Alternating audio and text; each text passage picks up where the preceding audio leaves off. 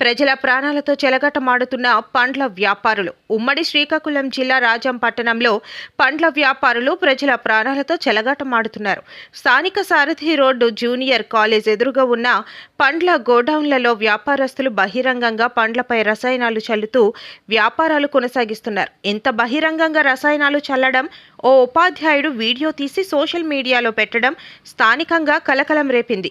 ఇంత బహిరంగంగా జరుగుతున్న అధికారులు నిమ్మకు నీరెత్తినట్లుగా వ్యవహరిస్తున్నారని ప్రజలు మండిపడుతున్నారు.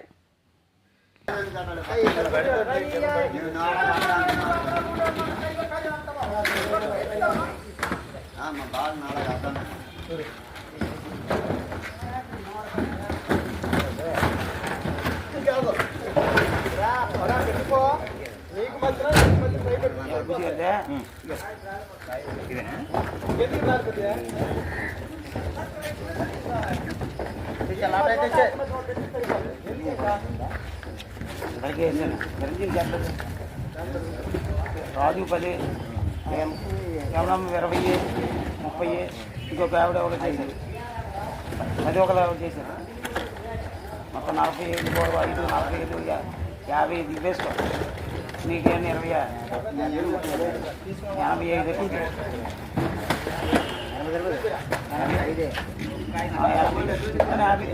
ఎక్కించి చెప్తాను.